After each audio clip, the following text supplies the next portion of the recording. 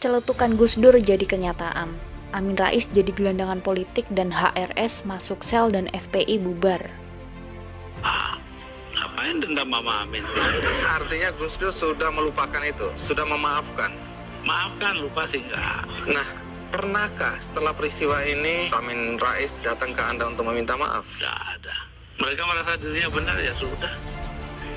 Besok-besok akan terbukti oleh bangsa ini sendiri kok. Besok-besok akan terbukti oleh bangsa ini sendiri kok. 300.000 orang, Mas, tanda tangan supaya saya jangan berhenti jadi presiden, tahu. Tapi saya bilang, daripada bangsa ini pecah dalam pertempuran, darah mengalir ke arah saya, mendingan saya lengser aja deh. Nah, organisasi bajingan. Tulis saja bajingan, pasar ragu-ragu. Saya bilang begitu. Kalau yang pegang urusan itu penakut ya begini, ya nanti harus ditangkap semuanya kita. Tidak usah ragu-ragu. Saat ini saja semuanya siapa yang pernah ikut demo-demo dan ikut yang begituan tidak akan merusak. Hati-hati terhadap karma. Dalam hukum Islam memang tidak ada karma, tapi ada istilah hukum balasan. Ada juga yang bilang hukum tabur tuai dan lain sebagainya. Karena karma itu akan menimpa diri orang yang berbuat tidak benar dengan mempersangkakan dan menuduh orang lain sehingga orang lain itu mendapatkan hukuman atas perbuatan yang belum tentu benar seperti yang dituduhkan.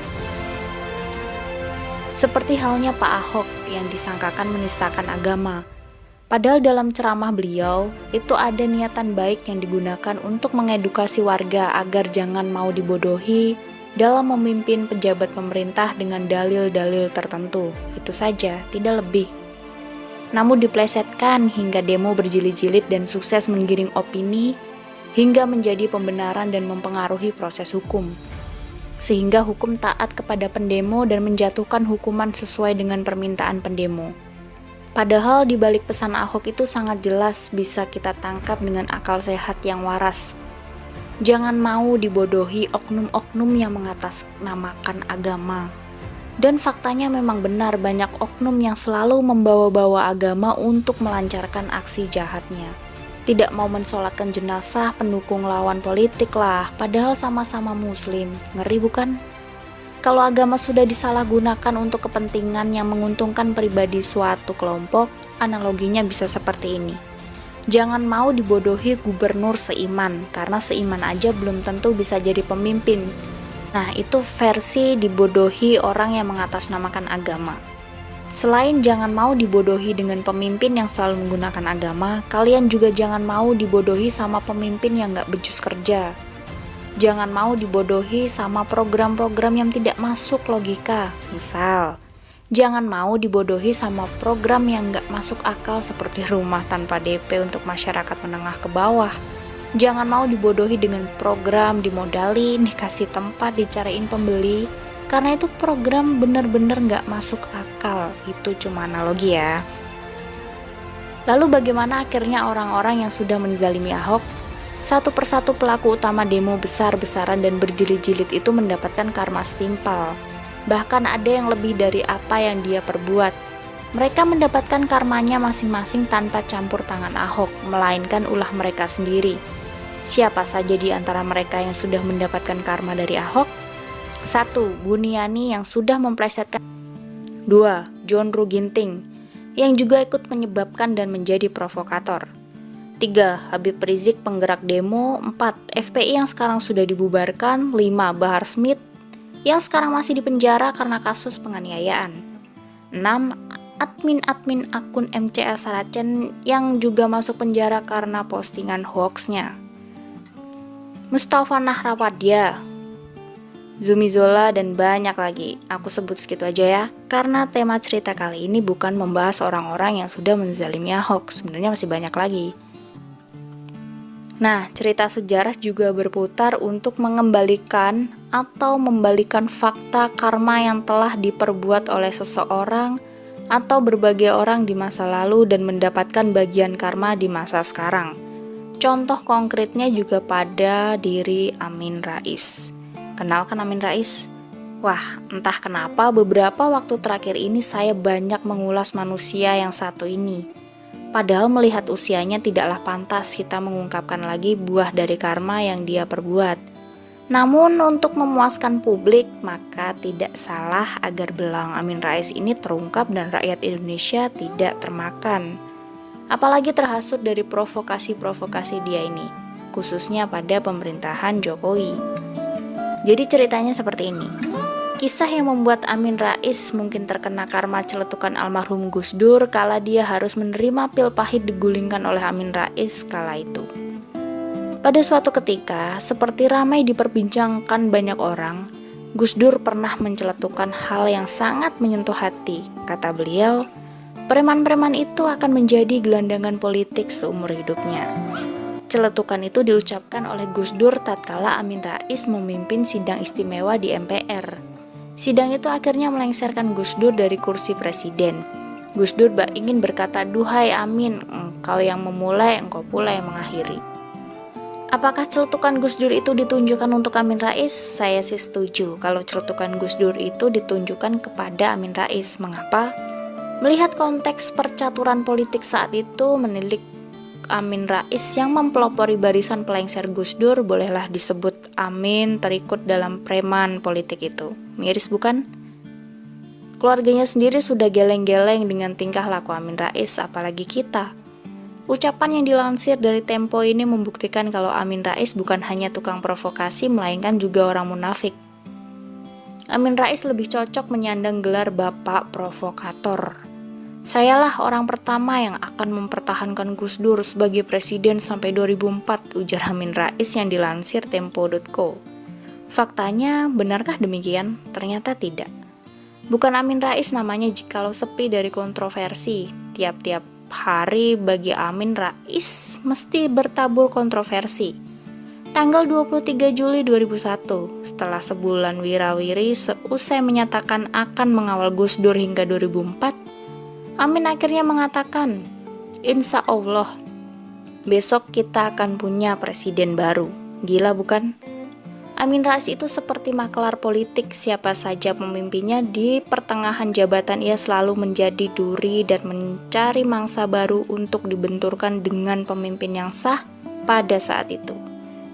Termasuk seperti yang saat ini sedang ia lakukan. Sama halnya dengan janji Amin Rais yang akan berjalan kaki Jogja-Jakarta bolak-balik. Sampai sekarang itu hanya sebatas kata-kata sampah yang keluar dari mulut Amin Rais. Saya akan jalan kaki Jakarta-Jogja bolak-balik, kalau perlu sambil engklek ya. Begitulah kisahnya. Amin yang memulai, Amin juga yang mengakhiri. Tidak heran jika Gus Dur geleng-geleng kepala. Tidak heran juga apabila Gus Dur heran melihat orang-orang berebut kursi atau jabatan. Gus Dur heran melihat orang-orang mengejar jabatan dengan modal uang miliaran.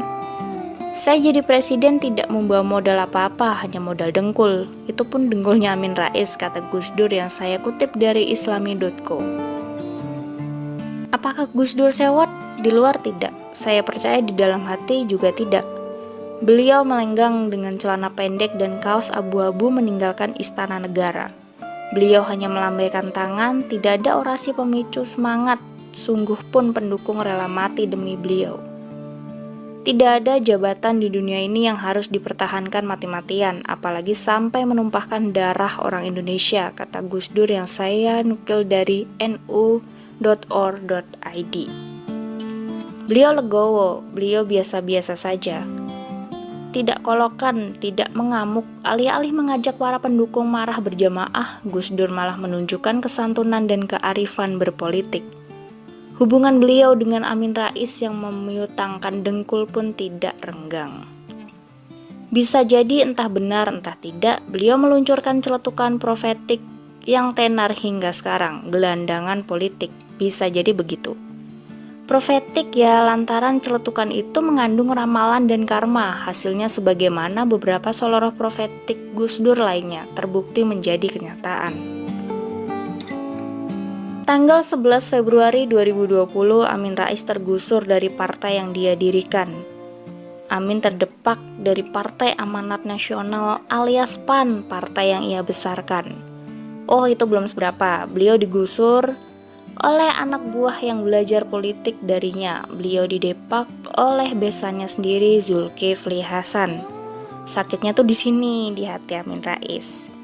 Faktanya lagi, jualan agama, jualan surga dan neraka tidak laku lagi, sehingga Amin Rais tidak mampu menjual diri lagi. Sedangkan di hadapan Zulkifli Hasan tidak berkutik, apalagi di hadapan Pak Jokowi. Sehingga jadilah sekarang Amin Rais gelandangan politik. Apakah ini sesuai dengan celetukan almarhum Gus Dur yang berbuah karma? Kalian bisa simpulkan sendiri. Kisah lainnya dari celetukan Gus Dur, saat Gus Dur bilang kalau organisasi FPI adalah organisasi bajingan yang harus dibubarkan, dan pada akhirnya pada tanggal 30 Desember 2020, pemerintah memutuskan membubarkan organisasi Massa Front Pembela Islam atau FPI dan melarang segala aktivitas yang dilakukannya. Pembubaran itu dituangkan dalam surat keputusan bersama atau SKB Menteri Dalam Negeri, Menteri Hukum dan HAM, Menteri Komunikasi dan Informatika, Jaksa Agung, Kapolri, serta Kepala Badan Nasional Penanggulangan Terorisme atau BNPT. Berdasarkan SKB tersebut, pengguna simbol dan atribut FPI resmi dilarang di tanah air. Melarang dilakukan kegiatan penggunaan simbol dan atribut Front Pembela Islam dalam wilayah hukum Republik Indonesia. Apakah ini sebuah kebetulan? Bahkan selain ormasnya bubar, orang yang bilang Gus Dur itu buta mata, buta hati, dia adalah pendiri FPI sendiri, sekarang sedang berada di balik jeruji besi yang entah sampai kapan ia akan bebas dari hukuman yang sedang menjeratnya. Sebenarnya masih ada beberapa kisah lain yang pengen aku ceritakan di sini mengenai ucapan Gus Dur yang menjadi kenyataan, tapi aku lelah belum makan. Untuk sekarang ceritanya segitu dulu ya, nanti aku balik lagi.